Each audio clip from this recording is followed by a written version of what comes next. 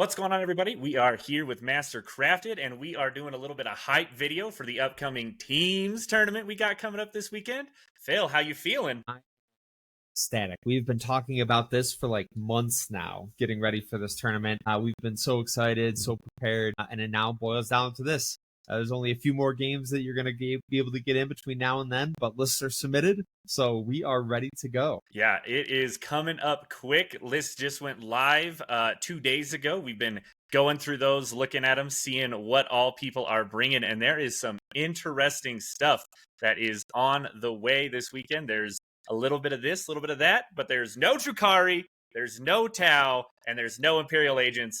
Who would have thought, Phil? Why are those missing this weekend, you know? Well, our very limited pool of Drukhari players have either switched to Ynnari, understandably so, or have switched to other factions. So even though Drukhari is still good, still solid, Ynnari just does all the things Drukhari does, but better. And there are some factions out there that have and will continue to cause some problems for Drukhari.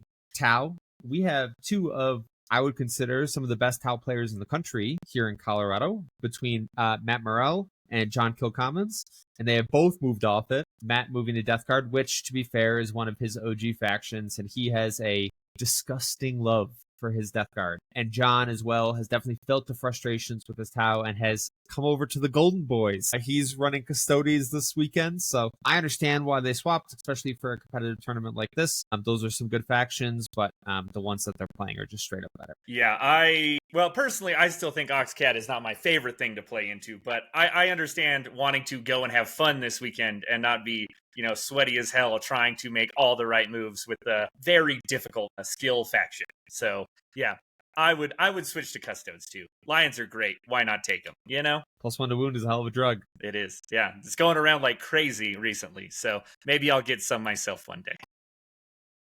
Yeah, your T-Sons. Yeah, T-Sons hopping out of vehicles, or if I one single turn, I'll get it. So with only psychic weapons, so it's still there, but I can't wait. We'll talk about all the good T-Sun stuff here in another video.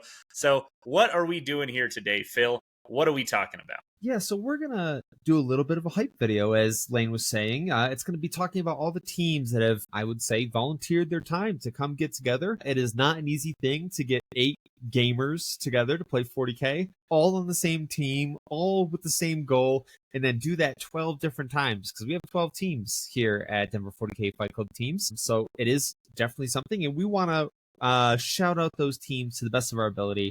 We're going to talk about some of the lists they're running, some of the players on these teams that you should be looking out for when you're checking the results for this, and then also just to give you an understanding of just how teams works, so you can kind of see the mixture that everyone has going on. So we'll get right into it. We'll go after the first team. We're going to start with Battle Ready. They are a team out of the majority of Colorado. Pull this up real quick. So we have 8 members on the team for Battle Ready. Aaron Nightbraun, Aaron Donahoe, Aaron Schnoff. That is 3 Aarons, and I know KB. He and I have communicated multiple times because he is an incredible painter. Dan Thompson, Jordan Dickstein, Reese Edens, Rich Franz, Sean Hall. So what I have heard and what Aaron has told me about this team is they have one goal in mind, and that is to win Best Painted. And for anyone that's seen Aaron's models, they know just how incredible they are. And as a team, just how, as a group, they have some very, very beautiful painted armies, and I can't wait to see them on the table. I'm really hoping the Fight Club gets to pair into them, because I would really like to see these armies on the board. But in order, we have Necrons, Orcs, Space Marines, Eldari, Death Guard, Leagues of Votann, Admech, and Genestealer Cult. And the thing that stands out to me, just with this group as a whole, is a lot of those armies score very, very well. They have enough chaff, they have enough units, they have enough mobility, that as a team setup, it is really, really good.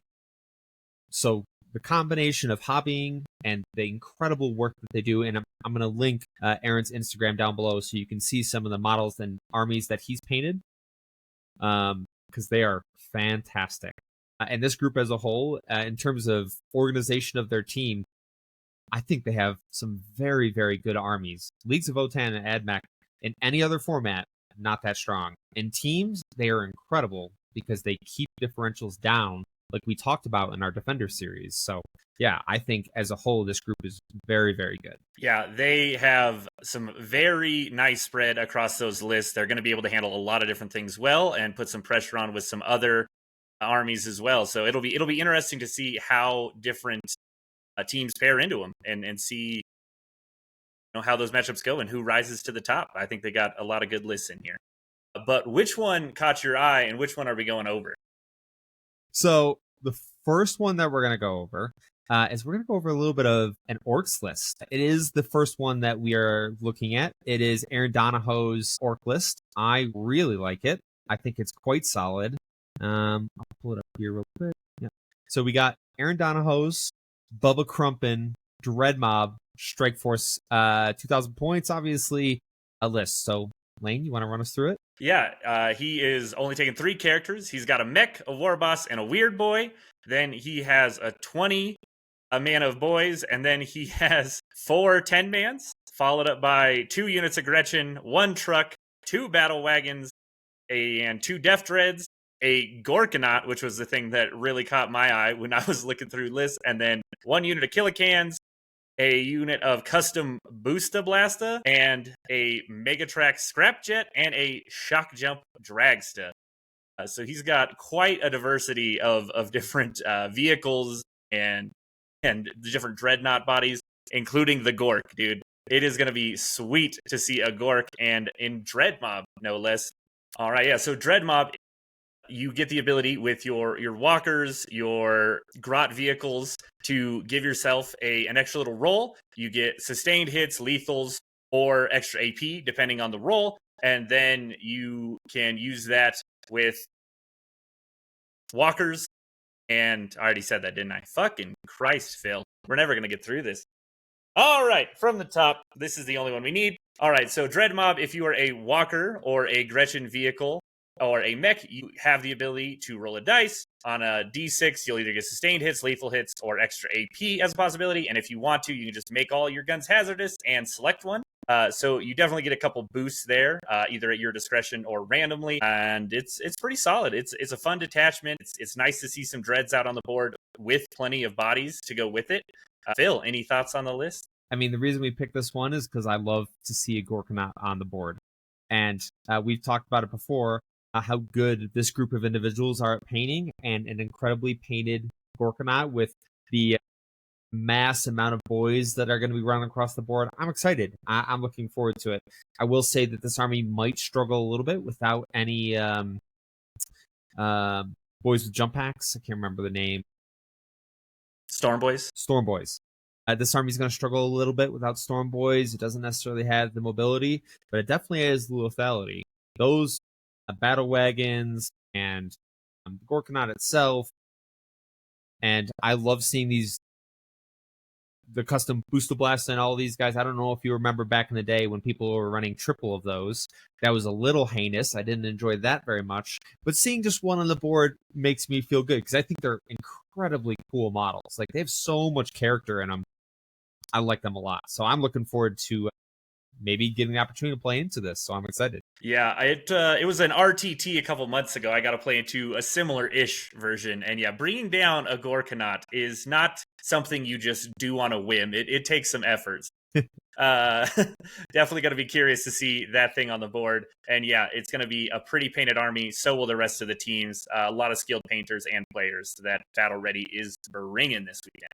All right, so up next, the old k Fight Club. Who would have thought? Who invited these guys, Phil? How dare they come to Denver and play in a teams tournament? Absolutely, yeah, it's horrendous. I know. It's only fair that this is our tournament, so no one's allowed to beat us, so we have to win it all. And that's only fair. It would be very rude for y'all to come in and beat us at our own tournament. But yes, 40K Fight Club is here. We have 8 individuals. 7 are returning players from our last tournament. Unfortunately, we lost Pookie, our orc player. He's over in Japan teaching, and I know he watches these videos, so Pookie, we do miss you. But we have replaced him with an incredible Imperial Knights player, which is Andy. We've got some nice pictures here of all of us together at our last team tournament, which was a blast. I really enjoy this group, and I know myself and the other guys are super happy to play teams again, and we are excited. It is all we've been talking about. It's really enjoyable, and as a whole, the group is very prepared. So we have Inari with Nick. Myself, I'm running Custodes. Roddy is running Vanguard Ultramarines. The last remnants of, I think, that list. No one else is really running Vanguard. Everyone is either swapped over to Gladius or other variants of such. Matt is running our Death Guard, because honestly, in this day and age, if you're not running Death Guard in your team, I don't know what you're doing. Steve Mulkey is running our Chaos Knights. He is our definitely Chaos Knight specialist. Andre is running Astra Militarum. Brett is running Chaos Demons, and as I said already, Andy, our new individual, is running Imperial Knights. So it's a very, very good team. I think overall, we have some pretty good players. Lane, when you were looking at that layout of teams, what stood out to you? Trash, dude. Nothing but trash. No, I'm just kidding. Very good lists. All are going to none of them are going to be easy to deal with. They're all very solid. You know, you guys have a very versatile lineup of players, and you know, anybody can be a defender, anybody can be an attacker. You guys have definitely done this a time or two, and it shows. You're very, very skilled. But the list that did stand out that we're going to be talking about is still devoted to you need old Nicholas's list. Who would have thought? You know, I hear this thing is finally going to get the bonk. About time. But you know, he gets to have one last ride, so let's be happy for Nicholas, and let's talk about that list. Do you want to give us maybe a little bit more background on the man, the myth, the Nicholas, before we dive in? Absolutely. So Nick is one of our faction specialists. He has been a Drakari main for as long as I've known him. But he also runs some World Eaters, Chaos Demons, but he is definitely a pointy-eared specialist, unfortunately. And which is fine. We allow that to happen. He is still a great guy to have around, and he's a great 40k player. But overall, he is, I would say, one of the best Dark Eldar players in the country, and I'm pretty confident in that. And his Inari is vicious, so he has taken a little bit of a different take on Inari. He has a few units in here that either people will expect more of or don't see at all. So right now, I think it's really good, and he's a very technically sound player. Overall, the Inari fits his playstyle really well. We've talked about playstyle before, right? But Inari is who he is, and he is taken to that detachment really, really well. And it is quite scary for someone who's played into it for, a few times. So hopefully you get to see Nick on the table. He is a consistent 5-1, 6-0 player. He has gone undefeated multiple times, and he is quite good with this. So yeah. I had the pleasure of pairing into Nicholas when we played in December. We had a very fun game, and I am not as excited to play into him this time around. I'll take the old Drukhari list any day over having to deal with Ynnari. But what he's bringing this time is an Autarch, a Farseer, the Vizarch, the Incarn, Yvrain, a unit of Storm Guardians, one Falcon, one unit of Fire Dragons, some Howling Banshees, 2 units of Rangers, a Warlock Conclave, a unit of Warlock Skyrunners, 3 units of Warp Spiders, 2 Wraith Lords, and a 10-man Incubi brick. That is quite the list. That seems a little different than a lot of what other Ynnari players have been running. Yeah, the Wraith Lords especially, Nick and I have talked about it at length, why those Wraith Lords are so important to him, right? They're just tough bodies. And that's the one thing that Inari doesn't necessarily have in terms of tough bodies. Like, he likes that little bit of extra long range anti-tank shooting that he doesn't necessarily have to put out Fire Dragons for, because I think every Inari player will tell you that Fire Dragons will go out and they will delete something and then they will die in return. Not having to use those assets super early is pretty important. So he likes those a lot. 3 units of Warp Spiders, Nick says, and I say, do not leave home without. They're just too good.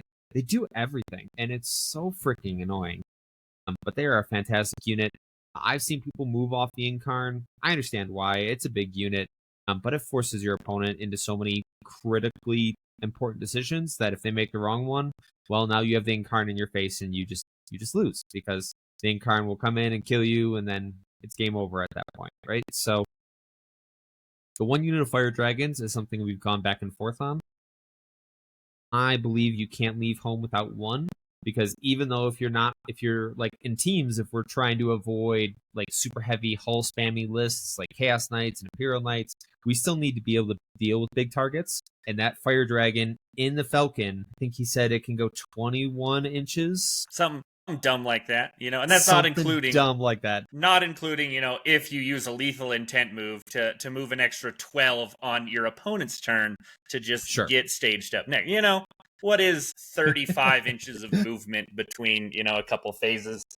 Who cares? Yeah. So this army as a whole, I love the name Incarna Asada. That's classic classic naming right there. So congratulations, Nick. That gets the Mastercrafted seal of approval for fantastic name for an army. But Ynnari is very tough to deal with right now, and there are some armies that just can't. Like if you're a shooting only army, you will not have a good time playing into Ynnari because you will shoot something and then it's going to auto see you on an objective. And for a mission like maybe Take and Hold, they are never going to not score 3, which is really not fun to deal with. So yeah, we had to talk about Ynnari because they're very, very good. And who else to talk about? Like whose army else to talk about? Then next. Yep. Yeah, and he was one of our very first guests on the show. Gotta throw him a shout out. We'll have to have him back on again. After he gets to see how badly his boys get hurt in the next data slate. I'll call that. All right. Up next, we got the Denver Mountain Trolls. All right. What are they bringing to the table in terms of players this year? All right, so the Denver Mountain Trolls, they have a little bit of a unique setup, but there are going to be some names in here that you recognize. You have Adam Tricola, who in this most recent LVO made it to the Shadow Round, but he is a new member for the Denver Mountain Trolls. Ben Neal, he is a Colorado local and also made it to the Shadow Round and also is a fantastic player and made it to the final at LVO. He is a very, very good player at 40k, and he makes this team obviously exponentially better because of his skill. Colin Williamson is next. Ken Sherman, Matt Evans, Nick Melberg, Torn Grosso, and Will Hodges. Now, Ben Neal is not on his traditional Ultramarines. He is allowed, or they have worked out that Adam will run his Space Marines, his Gladius Space Marines. Ben Neal's running Astra Militarum, and we're going to go over his list. And Lane, you can give some really good insight into why why Ben is doing the things he's doing. Chaos Demons for Colin Williamson. Chaos Knights for Ken Sherman. Matt Evans is running Imperial Knights. Nick Melberg is running Death Guard.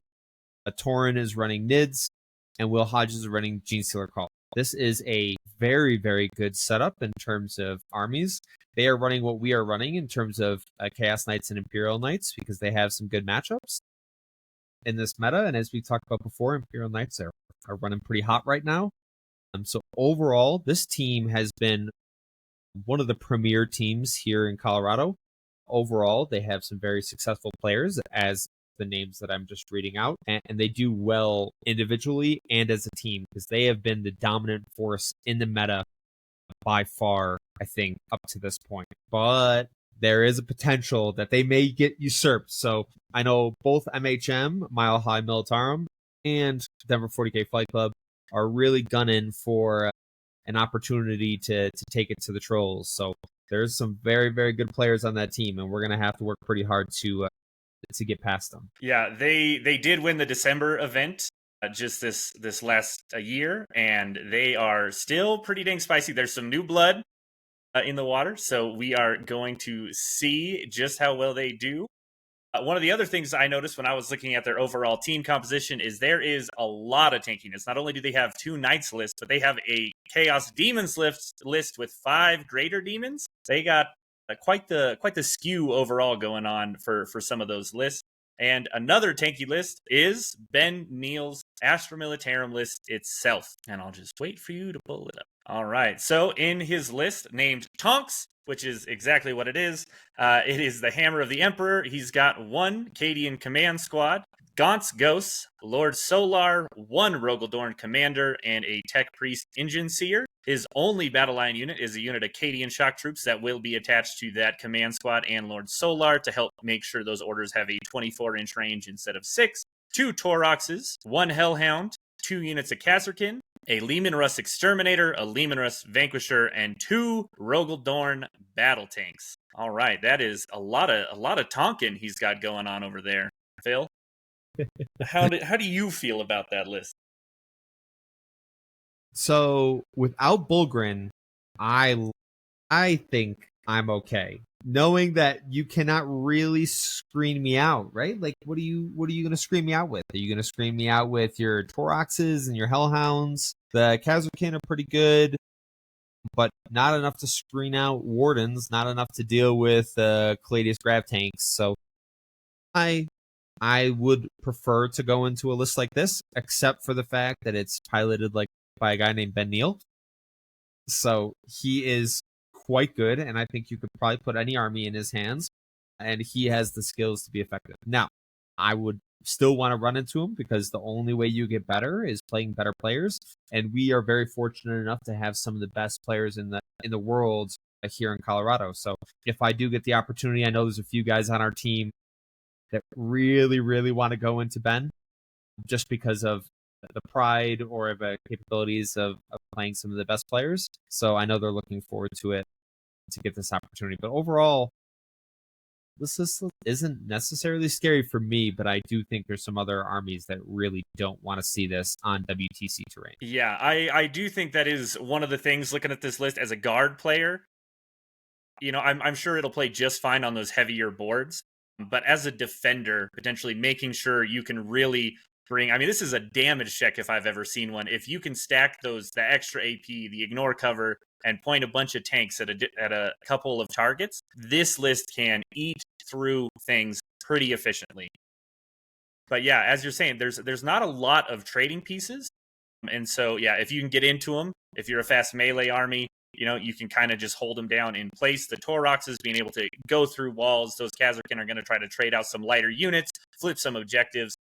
And Ben, being a great player, he is going to do a lot of damage with this list to anybody who is not expecting it and not prepared for it. If you leave anything out remotely, it probably gets deleted with the amount of firepower that is in this list and in that detachment. Yeah, solid list. It's approved. Lane, it's good enough. Oh, yeah. Yeah. I mean, I'd still love to see it in a good old combined, and Matt will never stop giving me shit about loving lethals. But, you know, give me this list with lethal hits and trade out some of those Kazarkin for some Bulgrin, and we're sitting real pretty with this one, in my opinion. So, yeah, no, it is very solid, though. It is a good list. It's going to do the thing, and it is going to crank out damage to anything that steps in front of them. Yeah, for sure. All right, up next, after the Denver Mountain Trolls, we've got the Leagues of Brotan. These scrubs. Man, who invited them, right? Who wants these jackwagons here?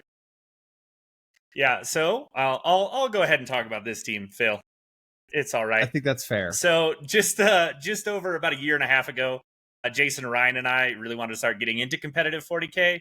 And after a couple of tournaments, we're like, oh shit, everybody's got names for their team and all this stuff. And so it wasn't long, and I was like, all right, Leagues of Brotan. We wanted something that wasn't regional, and we wanted something that was cool and really reflected how we just want to have fun and have good games, being bros with the people we meet. And I feel like our name reflected that, and we have that reputation. And we were so fortunate to have very good opponents and very good games at December that the picture shown is from us winning our Best Opponent Award in December. So very thankful for that. In that picture, those of us who are standing there, we've got me on the left, then our buddy Zach, who plays Chaos Knights, Nick, who is going to be on Necrons, our buddy Mason, who could not make it this time, is a Tau player, but he's not here, Jason, our Marine player, Ryan playing Orcs, and Will on GSC. And then in the top left, we have Colin, who will be running World Eaters, and our buddy Cam in the top right, who is going to be running Death Guard. And we are super excited for this weekend. We are a fairly young team, but we have been doing very well. Ryan was very, very fortunate. He's a Renaissance man. He's a good player and a great painter. He got to go down to Worlds this last year. And then the new addition, Colin, the Brotan Boogeyman, as we dubbed him, because he was the first player to beat all three of us OG players at tournaments. He was the first person to do it. So we're like, the honorary Brotan Boogeyman. And now he's playing with us. So that's great. And his list is what we are going to be talking about. All right. So in Colin's list, it is just called Punch, because that is what it will do. It will punch you over and over and over again. He has got a Demon Prince of Khorne, Karn the Betrayer, Lord Invocatus, a Lord on Juggernaut, and a Slaughterbound. And it's got one 20-man of Berserkers and one 10-man, which I think is the only 20-man in the entire tournament. It's got one Chaos Rhino, 2 units of Spawn, a unit of regular 8-bound, and 1 unit of Exalted, a unit of Gorebongers, a Hellbrute, and some Jackals. I've had the pleasure of playing against a similar-ish version as we were doing some testing, and 20-mans are problematic if they can get into your biscuits.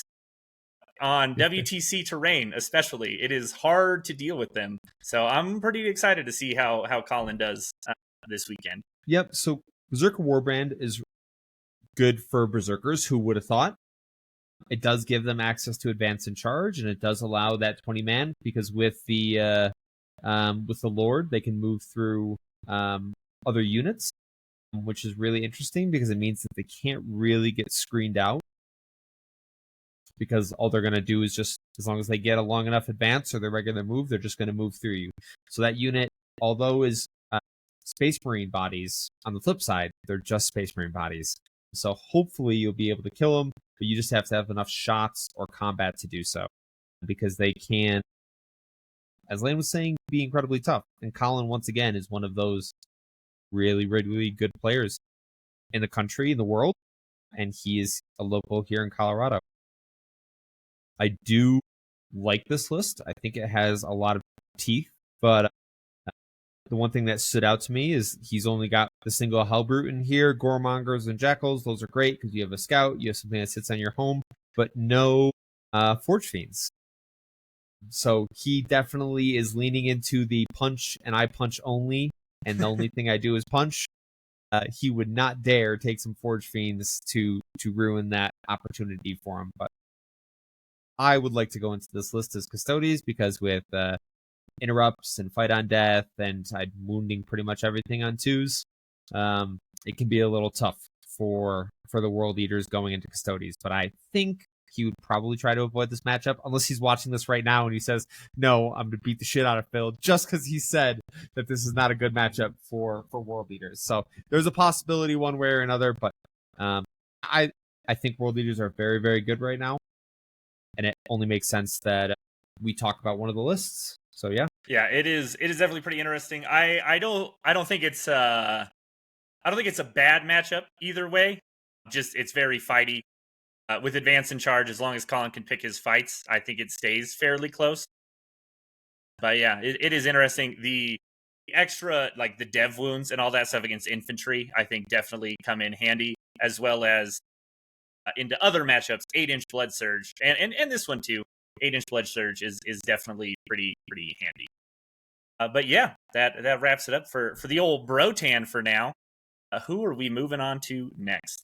We're going to move on to Mile High Militarum. Okay, and for Mile High, we decided to pick on our good buddy Mike Pestilence, who just so happens to be murking it up with them right now, but we did find that list pretty interesting. He's got the only Plague Legion list at the tournament coming up, and if you have not played against Plague Legion, it can be a pain in the ass. So Mile High is a little bit of an interesting team because they have enough players where they brought 2. They have Mile High Militarum and then Mile High Militarum Power Bottoms. So I appreciate the investment in the names. And this group has also been a dominant group here in Colorado. Our good friend John, he plays for Mile High. And then they have quite a few players that are in the upper echelons of their faction or the region or here in the US. So on the Mile High Militarum, we'll call them the non-power bottoms.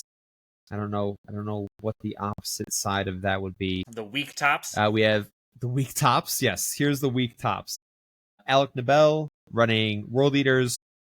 Caleb Before running Death Guard. Cameron Seglin running Necrons. Frank Guerrera, who we have also had on this channel, running Emperor's Children. John Kilcommons, one of our consistent hosts, running Custodes. Mike Pestilence, whose list we're going to be going over here in a second, running Chaos Demons. Trey, who most recently beat me at the Thunder Cluckers RTT, running his CSM Bile Space Marines, and then Troy Trujillo running generic Space Marines. That is a army without any knights at all. No Chaos Knights, no Imperial Knights. They said, we don't need them. We're going to beat you without it. And then in the Power Bottoms group, we got Brian Wesley, Brian Gorney, Estevan Chun, John Setzer, Luke Perkins, Parker Combs, Randall Nelson, who was actually the first guy that I met when I came here to Colorado. He introduced me to Denver 40K Fight Club. And I really enjoy hanging out with him. He's a great dude if you ever get the opportunity to play into him. And he's running Necrons. And then Trent Balstead, he's running Custodes. The Shiny Boys are not necessarily out in force, but there's a few of us playing Custodes at this tournament. So that will be very, very interesting. Yeah, Mile High is definitely a staple of the Denver community. They have a ton of players, very good, very friendly. Always a pleasure to play against anybody on that roster, for sure. Yeah, and so they came in second at the most recent Denver tournament. They beat us out by, it was like the 5th tiebreaker or something like that. I'm not salty about it at all. I'm fine. I'm fine. It was fine. It was fine. So they beat us out by, like, we tied on everything, but it was like the 4th or 5th tiebreaker or whatever it was. But a point matters. And that's why I love teams, because like every single game leading up to that mattered in terms of the breakdown of that final tiebreaker between second and third. So we are looking for revenge. But we have a very, very tough hill to climb, because a lot of those names I've read to you are fantastic players. Now, each one of them, Mike Pestilence being one, because he is running, as Lane was saying, his very, very thick Plague Legion. So the definition of thick, and then he even threw in a little, what does thick mean, so we can all understand what it is. I'll read it out loud, because obviously, Mike, you put a lot of thought into this.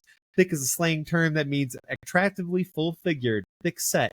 It is used to compliment curvy women and brawny men, and often humorously applied to husky animals or hefty objects. We appreciate it. I assume you pulled that from the depths of the internet. So thank you, Mike. I do appreciate it. Yeah, I definitely appreciate some thickness. We try to pack a lot of thickness onto our own team. We try to keep it at least 6 foot if we can. We got, like, Jason's the only dude who's not just a mountain man on our team, and at least 6 foot tall. You need to tell Will to gain some weight then, because yeah. he needs. Well, he's to still young, all right. He'll fill out. Give him time, dude. He's not even 21 yet. All right.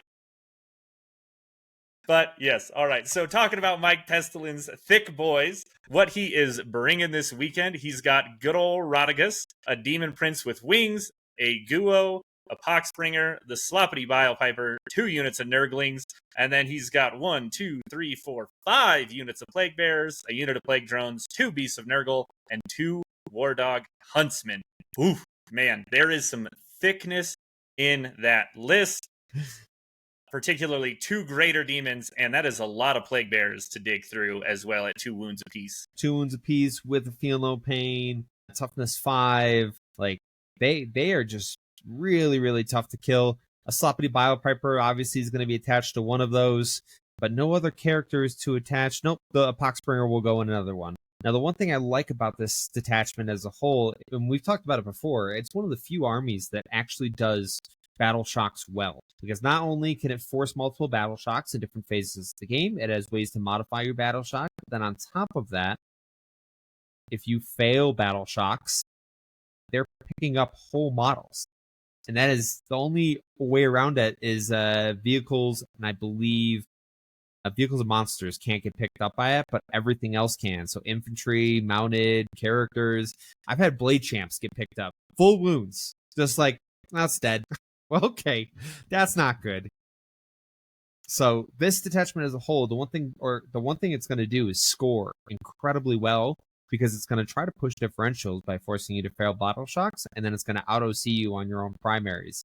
And then you're going to have to not only kill the things that you need to kill without potentially the stratagems that you need to do it, but you also have to find a way to claw back your primaries. Because as a whole, if you're battle shocked, you're not doing actions, you're not holding primaries, you're not doing anything really besides trying to kill people. Yeah. This is one of the reasons why I always bring 2 units with sticky in lists, is for shit like this, is because if I can at least get sticky on my home and my natural, I'm just like, all right, cool, we got, our 10 points most of the time or whatever, but we're doing okay on our primary. We're holding something, because when Plague Legion comes to town, I've gotten to play it once. It is impressive how many battle shocks they will force you to take throughout the game. It is a ton. Yeah, it's good. It's scary. It's the only Plague Legion list, which I think is also super interesting.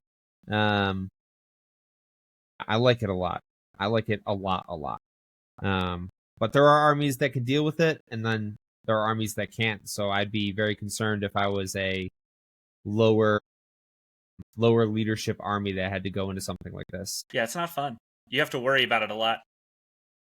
Yeah, not great. Alrighty, well, that is the weak tops of the team. Let's talk about those power bottoms. And for that, we picked out Brian Gorney's Gene Stealer list. And Brian is running Biosanctic Brood Swarm. The Twisted Helix is the name of his list. It is the old Biosanctic Brood Surge itself. He's got 2 Abominants, a Biophagus, a Clamavus, a Patriarch, 2 Reductus Saboteurs, 1 unit of Auto Pistol Acolytes, and then 3 units of Flamer Acolytes, as well as a unit of Neophyte Hybrids, 3x5 on the Aberrants, 3 units of Ridge Runners, 1 single and 2 doubles, the standard, the mortar on the single to go ahead and stack AP and ignore cover, and then 3 units of Gene Stealers, 1 is 10 and 2 are 5. That is a lot of things coming to punch you, Bill. Yeah, and in terms of the board that you want to play Biosanctic Brood Surge on, it is definitely WTC, because there's so many ways to like tuck in units and hide units, and those 5-man Aberrants and Abominant are definitely lethal enough. They are incredibly tough. They can go out there and kill a lot of different things. And then with the recursion from the Gene Stealer Cult rule, they're just going to come back in swarms and swarms. So they're going to come out of Deep Strike, and they're going to have increases to their charges. They're going to be able to really, really provide a lot of pressure, and you have to be able to deal with that pressure consistently, and be tough enough to kind of weather the storm, or screen them out enough that you pick up everything that comes down. So Biosanctic as a whole is really good. It's not necessarily the top detachment, but in WTC, I think it is exceptional because of the amount of terrain that you could potentially be hiding. Yeah, it is a lot of damage, and it is very hard to screen out, and a lot of elite armies just can't deal with that. Phil, how would you feel seeing, you're a GSC main yourself, how do you feel about that flip side, seeing GSC coming into your custodes? I think it's probably, once again, not a great matchup for GSC, this type of Gene Stealer Cult, because of the fight on death, because of the feel no pain. And what you have to do is you have to outscore Custodes. So it is doable, and it is one of my least favorite matchups, because I don't like a Gene Stealer Cult in general, because they don't care necessarily about killing you. They just care about denying primaries and denying secondaries. So you almost have to put yourself in vulnerable positions, because you can't allow them to get onto the objective without fighting you. or you can't allow them to like to deny secondaries or whatever the case is without giving up assets. And it's a constant state of like my Warden bricks have to put in the overtime to get the work done. They have to kill multiple units. They cannot just get like picked up by an Abominant and his boys coming in. They have to be able to weather that storm and then kill them, and then the next squad and probably the next squad after that before they finally go down. They can't. Yeah, you have to be very careful how you trade. So Gene Cult, I would probably avoid the majority of the time because of the amount of units they have. Yeah, they definitely can keep it close, and yeah, you're gonna fight them on death when given the opportunity and pick up some of those units, and then they just come back. So that's always fun. All right. Yeah, that is it for the list for MHM. Who do we have up next? What team is on deck? So we are going to do morale checks. They are up next. So morale check is a team that's up in Longmont. They are founded in 2022, and they have quite a few founders in Ross, Kevin, and Mike. But now they have almost 20 members, and I would say besides MHM might run them close, but they are probably one of the largest gamer groups here in Colorado, based on the number of players that represent their team. So they definitely enjoy the competitive side of it, and they have a lot of individuals that have been playing for a long time. So it's good to have them out. It's always great to have morale checked out, and we'll give a little bit of a run through of the team that they are bringing this weekend, because overall, I think this is another very good composition. Colton Titus, he's running World Eaters. Jeff Henderson is running Leagues of Votan. Michael Lebrau is running Blood Angels. Miguel Fuentes is running NIDS. Ross Shacklit's running Eldari. Spencer Deasing is running AdMech. Tad Beatty is running Militarum. And then our only 1,000 Sun player, Zach Engelbrecht. Yeah, that is a pretty unique composition. One of the things that they're bringing is, we've talked a little bit about it before, but AdMech is on their team, and it's something we haven't talked about yet, and we felt like this would be a perfect opportunity to talk about their Skitarii cohort list. So Spencer Deasing is the one running AdMech for them. The Landfill of Masochism is his list name, which is very cool. He only has one character, and it is a Skitarii Marshal. Filling out the list, he's got 2 units of Rangers, 2 units of Vanguard, 1 Scorpius Dune Rider, 2 Onager Dune Crawlers, 3 units of Taraxi Sky Stalkers, 1 unit of Taraxi Sterilizers, 2 Sicarian Infiltrators, and then 3 units of Scorpius Disintegrators.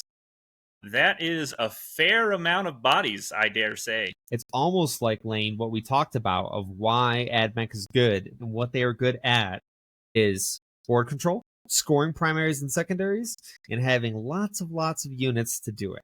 Now, are those units made of tissue paper? Yes. Yes, they are. But the whole point is they outscore you in every essence of the game. And with enough shots, you will fail something eventually. So they are, I think, in teams. We've talked about it at length. Teams is so important in terms of how the meta works out, because it's not like your normal meta, right? Armies that aren't necessarily as competitive in singles are great here, because an army like AdMech could be a defender, where it's like, I have 10s into everybody. Like, I will score. You cannot stop me. And I'm just going to be a defender, and you can go into me, and that's perfectly fine. Or it could be an army that goes out there and blunts another army, because it's just like, well, I don't want to play. Nobody wants to play into Death Guard right now. And it's like, okay, I'll go into Death Guard, because I at least have the board control that even with the 6-inch deep strike, you're still going all the way back there into your deployment zone, because I have so many bodies, and I'm just going to keep scoring consistently. So I think it's a really interesting pairing dilemma of like, what do you do with AdMech? I know what I would do with AdMech if they were on my team, but I think it makes a big difference. So yeah, I like it, and I appreciate talking about AdMech, because they're one of the factions that we kind of bash on quite often. Yeah, it is pretty interesting, and it does have some teeth with it still. The 3 Disintegrators just sitting in that back line with like las cannon equivalent multiple shot weapons can still deal with some hard targets as you just played that primary. It's solid for sure. The Onagers as well have some good output too. Yeah, I think it's a fine list. I can't wait to see how it does throughout the tournament, right? Because I want to see it score those like 9 to 11s consistently, and then it would have done its job. If it gets anything in the positive, it's doing great. All right, so we will go ahead and move on to the last team that we got a little bit of a bio from them for, and that is the Colorado Springs Thunder Cluckers. Phil, you know these guys pretty dang well. It's almost like you live in that area. What do you know about the Cluckers, dude? Well, the Cluckers are a fantastic group of men. I love playing with them. I love being around them. They are, I would say, no, not even say, they are definitely Colorado's newest team. Colorado Springs, with the help of Bo and Matt, two guys that we've talked about and had on often, have built the community here thanks to their hard work, their selflessness to literally open up their home and allow us to come in there and play, and have turned out great. They're a fantastic community. Love, at the end of the day, just playing 40K, playing by intent, building each other up, and having a clucking good time.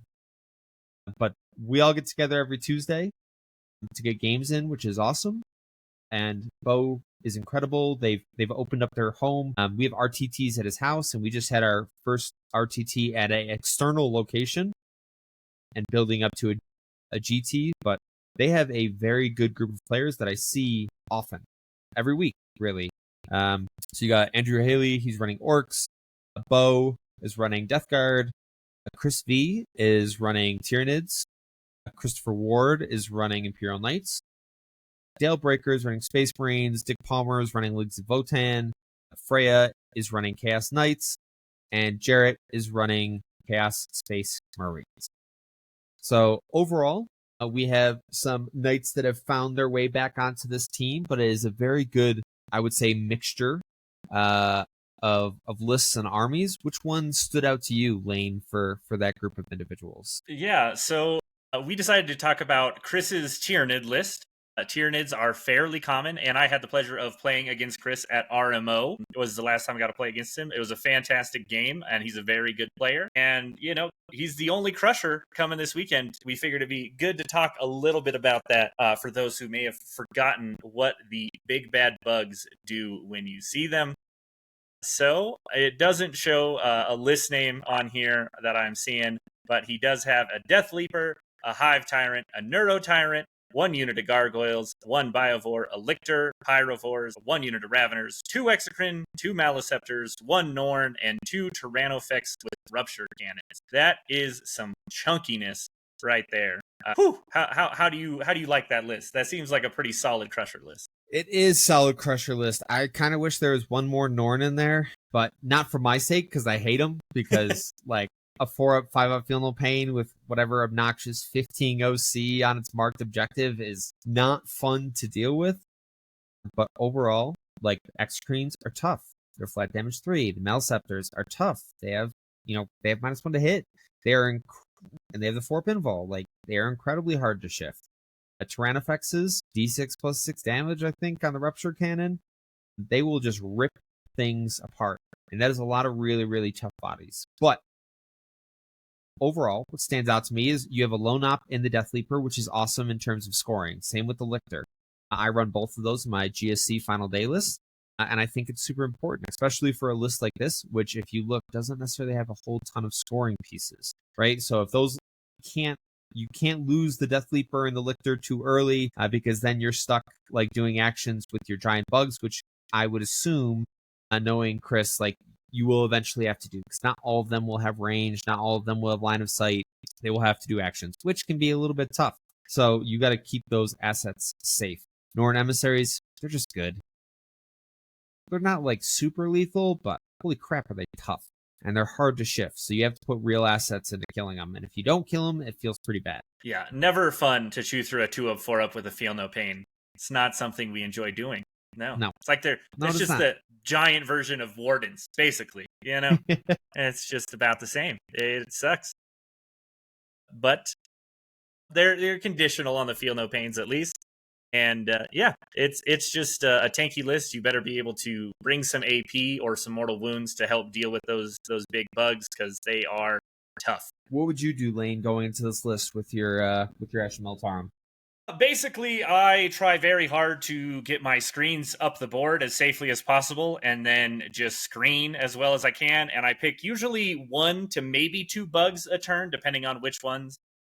Maliceptors with the -1 to hit are a little tricky to deal with sometimes, but in general, if I can just pick 1 or 2 targets with my stacking of AP and I just have enough damage that I usually just pick up 1 to 2 bugs a turn is the game plan, while I just try to keep the others move blocked and away from my tanks. That generally is the game plan. Works out fairly decent. There's not a lot that can come just deal with my trash without getting punished for it in the list. So it's kind of just trying to force the issue, make you come out, and then just pick the easiest things to kill or the most necessary things to kill for that turn and try to just bring it all down. Yeah, it can be a tough list for some to deal with. And if we talk about like skews, this is definitely one of those skews, right? Can you kill 1, 2, 3, 4, 5, 6, 7 giant bugs? If you cannot, it could be a long game for you because they are incredibly tough. Yeah, definitely can be. I'm curious, this might be more of a defender list. Those Tyrannofexes will still have lines of sight, no matter what board it is. It's just a little bit more restrictive on some of those heavier boards. Yeah. So I would worry a little bit about that for Chris, but I'm sure it'll play pretty damn solid regardless. Okay. Well, that is the last of the individuals who have given us some information regarding their teams, but we still wanted to go over a bunch of lists for the last 4 teams because we do think there's some really interesting stuff in there. Do you want to? We'll start with the Sisters list. We'll start with Rain's list because he is our only Sisters player. Yeah, we can do that. And so Rain is playing on the Merc team, which they named Dude Where's My Team instead of Dude Where's My Car. Very, very nice reference there. Gotta appreciate that. And for his Sisters list, he's playing Hallowed Martyrs, and it is the Kansas City Queefs. Solid team name. Can't hate on that. 1 Canonist with Jump Pack, Morven Vol, 1 Palatine, 3 Immolators, 2 units of Arco-Flagellants, 3 Castigators, a unit of Celestian Sacrosants, 2 Dominion squads, the unit of Paragon Warsuits to go with Morven Vol, a Sephirim squad, and a Novitiate squad. That is a lot of MSU and a fair amount of firepower behind it. Yeah, not as many Sacrosants as we saw in the previous list that we were looking at with Hallowed Martyrs, but there is 1 unit here. You're not leaving home without Morven Vol. All the characters in this are still really, really, really good. And I think, personally, like this matchup, there are certain things that it definitely wants. Those Immolators will just torch some of these infantry-heavy lists, like Guard, like AdMac. Even I think some of the MSU spam, like some of these Space Marines, don't want to see all of these Flamers. And then the Castigators are just solid shooting platforms, and he's running 3. But as we've talked about before, I would be concerned that there's only going to be so many lanes of fire for those Castigators on some of these WTC layouts. You're going to have to be a little aggressive with one of them, or you might just use it to screen. And then if you have shots, great. If not, that's okay too. But I do like seeing Sisters back on the table because I do think they have a place in teams, depending on the rest of your army composition. Yeah, they definitely are going to score pretty well. They have some of those favorable matchups as you were talking about. Anything that they can just chew through with those Flamers feels pretty dang nice. You know, having good transports as well to sit inside until the time is right is always very nice, especially on these heavier boards. Yeah, just a solid Sisters list. Nice to see it in teams. Yeah, and the other individuals on Dude Where's My Team is Anton Pavlov, who's running Eldari, Blake Lyons running Nids, Brandon Allen's running Imperial Knights, Connor Guerrieri is running Necrons, Rain, as we said, is running Sisters, Max Tim is running Extra Militarum, Sam Jespering is running Orcs, and Zane Olver is running Space Wolf. Yeah, it'll be cool to see how the mercs of the community end up doing this weekend, coming together it's such a great time. It's one of the best ways to play is with a team. Maybe a new team will be forged after this event. Who knows? Absolutely. All right, we'll move on to the next one. It only makes sense that we talk about one of the Emperor's Children's list on here because they are another new faction and another new army. Now, they are relatively similar, the Emperor's Children lists on there. I get it, guys. Demon Princes with Wings are good. I understand. I get it. So we have Emperor's Children, Brandon Graham, who is running it for Cheesemen of the Apocalypse. You got Brandon, who's running Emperor's Children, as I already stated. Calibro is running Eldari. Cameron Robinson is running Imperial Knights. Corey Weber is running Death Guard. Eric Hemmler is running Orcs. James Van Etten is running Chaos Knights. Jeff James is running Admech again. And Math Bathke is running Custodes. Yeah, it's a pretty solid list of armies that they are bringing this weekend. But to talk about the Emperor's Children that Brandon is bringing along, he named his list, I hope you brought your earplugs. He's got the full max units of Noise Marines, as everyone does, because they are the best and only real shooting option in the entire army. No predators for these boys. In the list, we've got Lucius the Eternal, 3 Demon Princes with Wings, 3 Lord Exultants, and a Lord Cacophonous. His has the Pledge of the Unholy Fortune as his enhancement. Then 3 units of Infractors, 2 units of Tormentors, and as stated before, the 3x6 Noise Marines. This is just basically the go-to list for Emperor's Children right now. Yeah, copy and paste, no shame. I'm not throwing out any shame for that at all. This list as a whole, it just does a lot of things really well into certain matchups, right? The Demon Princes with Wings do mortals. The Noise Marines, when they slingshot out of the Rhinos, are fantastic. And going into certain targets, they're just good. They're just really, really good. And overall, this detachment or this army as a whole in Coterie is lethal into certain things. It doesn't want to see hull spam.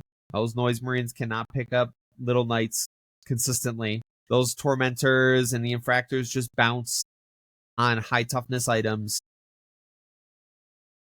Overall, the Emperor's Children need very specific matchups. So when they get the matchups they want, they are another army that can push differentials. Because of how much line of sight blocking terrain there is, they can go after those objectives, clear stuff off objectives, and then be able to actually deny primaries and score their own. So they are a lightning fast army that I think we will see a lot more of, even in singles. I think it's good, but Brandon, I think, is going to run this to some significant success at teams. Yeah.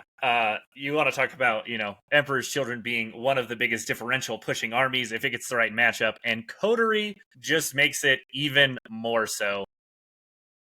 You're having to make your bets on how many units you kill, and if you get all the way to those 7 points of kills, your kill count that you had predicted, getting crit 5s for lethals and sustains with just everything in your army is pretty damn gross.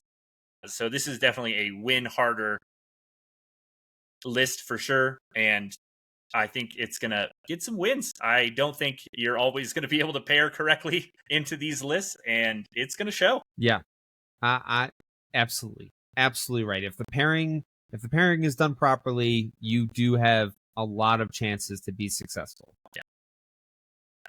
Oof. Yeah. I'm glad I got Bulgren. If I just string my 12 out, that's my front line. Come deal with it. Earn your first couple points the hard way. That's literally my game plan if I see this. And I'll put my tanks up front. Kill some Dorns. You got to get those Lord Exultants up there. You got a chance. Oof. Yeah. It's gross. Okay. Well, we've moved on to, I don't know what to call him. My Kryptonite. I have not beat this dude in tournament play at all. Patrick Love with Belakor's Bells. The captain of the group. He is running, I can't believe it, Shamblerod Vectorium. I don't know if he's doing this just to spite me, or I don't think he knows about me that well, but he is running Death Guard. He is running Shamblerod. We were going to talk about one Death Guard list. All the other ones are boring. They're just taking the good stuff Now, I mean, Patrick is taking the good stuff, but then he's also taking a detachment that is, I would say, is not as good as some of the others. So, Shamblerod Vectorium, for those that need, like, what the heck is that strat? Rounds 2, 3, and 4, he gets a brand new, fresh unit of Poxwalkers that can just come onto the board for free. They're not part of the units that you're paying for. It's just more units. But Patrick has decided to go all out with a Demon Prince of Nurgle, which is fantastic, a Lord of Contagion, and a Virulence, a Tallyman, 1, 2, 3, 5 units of 20-man Poxwalkers, and a unit of 10. 2 by 3 Death Shroud Terminators, 3 by 1 Heavy Blight Launcher, Fetid Bloat Drones, and 2 Myphetic Blight Haulers.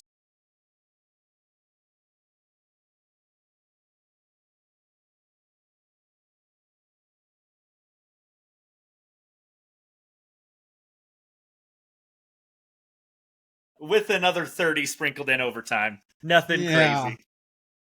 My God. I hope you guys get a play just so you guys can say you did. I want to see that battle report after the fact. Let's talk all about that game. You don't have any infiltrate. He's got 110 bodies that can start in no man's land. What could go wrong? What could go wrong? I was like, man, Patrick has always done crazy things. Last time I played him, he was playing the Grotmus Zinch detachment that we got to play each other at RMO or the Denver 40K Fight Club Open, and that was a blast. I've played against him in teams when he was running Gene Stealer Cult, which was fun as well. He was running Biosanctic at the time, and I was running Outlander Claw, so that was really good. But this feels like it's just Patrick. It's what he does. It's what he does. I mean, he's got a strat for making things afflicted after you kill some Poxwalkers. He can give himself +1 move, strength, and attack. He can make a unit take a battle shock in the charge phase at -1. So it's not awful. That's pretty nice, especially in terms of some detachment. And then he's got a way to ablate wounds to the Poxwalkers, which is kind of like a tactic we've seen in a few other detachments. So it might be even harder to kill those Death Shroud Terminators because it's just Poxwalkers, and all the wounds are just going to go to the Poxwalkers, and Death Shroud Terminators are hard enough to kill as it is. So maybe it gets even more difficult for you. Yeah. I have never seen more of a game that will be 100% dependent on who wins the roll-off to get to deploy first or second. I mean, it's insane. You just can box people out so hard with just 20 Poxwalkers trying across the board. He doesn't care if he loses them. He'll just take up the entire deployment zone and just be like, okay, cool. Well, now you don't have any infiltrate. I can put the rest of them aggressively safe behind walls and just run at you if I go first. Yeah. It's gross. Yeah. Okay, Patrick. Straight to jail. Straight to jail. You get nothing. I can't believe you're taking this. Or I guess I can believe it because it doesn't surprise me that you, of all the people here that are going to run Shamblerod, it's going to be you. So I can't wait to see it on the board, dude. Yeah. Who knows? Could just play the differentials, get all the right matchups. One best player with Shamblerod Vectorium. Phil's going to be eating his words, saying this thing sucks. Oh, man. It is fun. I am hoping I don't have to play it, but I'm excited if I get to. That's going to be a fun game. That is one meme and a half, and I'm here for it. But who do we have last but not least? So we are going to go over Alea Iacta Est, which is Latin for roll the dice, so the game begins. And we're going to go over Brian Walker's Eldari list. So Alea is made up of Amanda Steenberg, who's running Chaos Knights, Brian Walker, who's running Eldari, David Parker, who's running Death Guard, Evan Klaus, who's running NIDS, Garrett Russell, who's running CSM, Michael Rogers, who's running Space Marines, Michael Hunter, who's running Orcs, and Ted Mikulak is running Astra Militarum. So those are the 8. We decided, why not talk about a little bit of Eldari, like pure Eldari, not the the angry knife ears, like the less angry knife ears with Seer Council. Yeah, so Brian, with his Seer Council list, it is Webway Weather Channel is the name. He's got almost all of the name characters, I'm pretty damn sure. Baharoth, Eldrad, Uthran, Fuegan, Lycus, 2 Aatrox, and a Warlock. He has 1 unit of Storm Guardians, a unit of 10 Dark Reapers, a unit of 10 Fire Dragons, 2 units of 5 Banshees, a unit of 5 Rangers, a unit of Striking Scorpions, Swooping Hawks, a unit of Spiders, 3 Warlock Skyrunners, and 6 Wind Riders. I'm just curious, Lane, what doesn't die to a unit of 10 Fire Dragons? You know, that's a very good question. I don't know if there's anything that doesn't, maybe if you're shooting at, for some reason, the only thing I can think of is if you're shooting at Trajan and he pops his 2-up invuln, then it's like you got a chance to live through that many shots, and you better hope you're out of their Melta range. Then you can get away with failing 1, Trajan's 2-up doesn't work in shooting. It doesn't work in show. Okay, then yeah. Makari on a prayer. Yeah. No, it'll kill pretty much anything. 5 mans of Fire Dragons kill almost any vehicle. If you get them in a Melta range, it's just all right, ka-chunk, deuces. It's not you're only dead. that, it's 10 man of Fire Dragons with Fuegan. Yeah. Fuegan is in there. Yeah, hey man, if you're gonna kill him, you're gonna kill him dead. And what better way than to put them in Seer Council, where you get some extra fate dice. They work a little differently. Obviously, you're not just throwing 6s in everywhere you can, but instead you're rolling those dice to help determine which stratagems you are going to get for free. And yeah, they got some good strats in that detachment. This thing is got a little bit of everything, and I think it's going to play the game pretty damn well, especially on some heavier boards where you can't just shoot them as the paper they are. Yeah, I mean, the Skyrunners are going to score well for sure. The Warp Spiders, as we talked about before, are going to score well.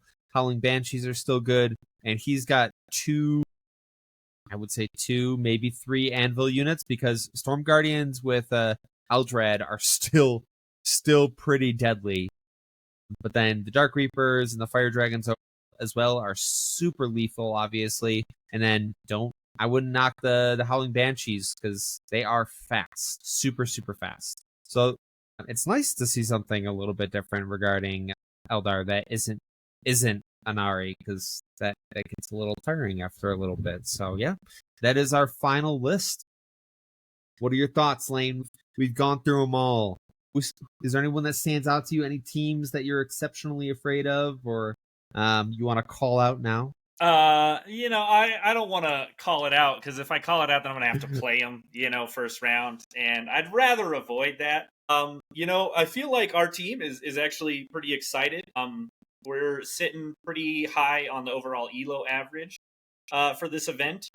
I think we got a decent chance into most teams. The pressure isn't on my team, it's on me, because I'm doing the pairings. So if things go sideways, it's all my fault, which is basically just a standard saying for my friend group at this point, is just, it's all Lane's fault. So, we'll try to avoid that this weekend if we can, but, I am super excited. I think the top 3 teams that we feel like we're looking out for is Denver 40K Fight Club, the Trolls, and MHM make the top 3, but everything else is still not a gimme. There is a lot of solid 40K in the region, and every other team we have to show up for still. We just feel like the 3 of you guys are the toughest to beat for us, whether it is just, the player skill itself or the list that you are bringing. That is going to be the toughest part of our weekend, is if we run into you guys. But it's going to be a fun weekend, and win, lose, or draw, we're going to be having a blast. What about you, Phil? What do you feel like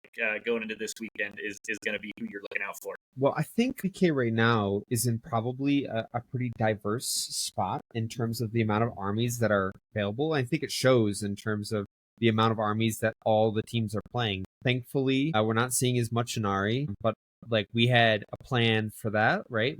Obviously, we try to get Chaos Knights, Imperial Knights, even our Death Guard into Ynnari, but there's not as many Ynnari players, and there's a nice diversity of player pools. The one thing that scares me overall is just Death Guard in general. Like, they're just so freaking good right now.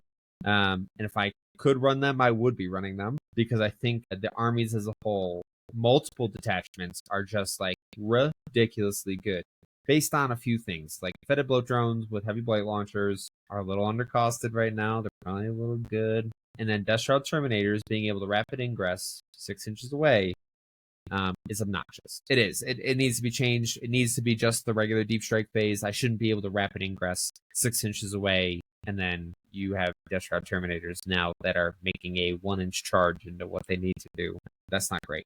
So overall, like, that pairing is something that my team has talked about a lot, because we're just trying to make sure that we have every solution that we could possibly get into all the different Death Guard lists, because, I mean, I would love to say that they're all champions or virulent, but they aren't.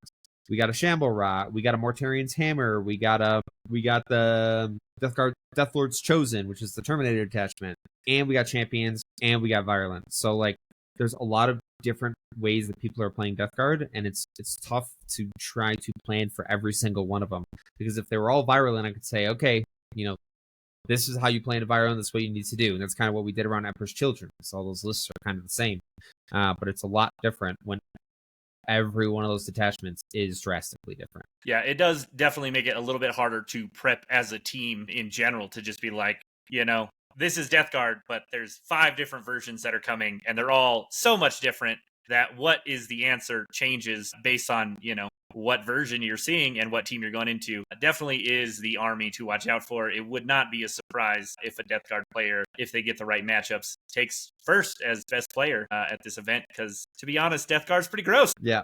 Death Shroud, they have all the tools. Death Shroud Terminators are fantastic. Fetid bloat drones are fantastic. Plague Marines are really, really good. So overall, the detachment as a whole is quite scary. Awesome. All right. Well, as we go later throughout this week, I'm hoping to get a little bit more time. I'm going to do some just short videos talking about some of the lists and the players that are running them. Get a little bit more hype going, because this weekend is going to be a hell of a good time, and we cannot wait. Phil, any final thoughts? No, we appreciate you guys watching. We're going to definitely do a little bit of shorts from the tournament. Maybe we'll hop on and go live for a little bit, but the majority of people that watch are going to be there. So we will definitely post some content from the tournament, take plenty of pictures, and myself and Lane will make sure that we recap after the tournament, because we're going to be able to play 4 games of 40K in teams, and it's going to be awesome. Yeah, should be a great time. Yeah, as Phil was saying, don't forget to like and subscribe, and do not forget that victory isn't given, it's forged, and it's forged right here on Mastercrafted. We'll see you all next time.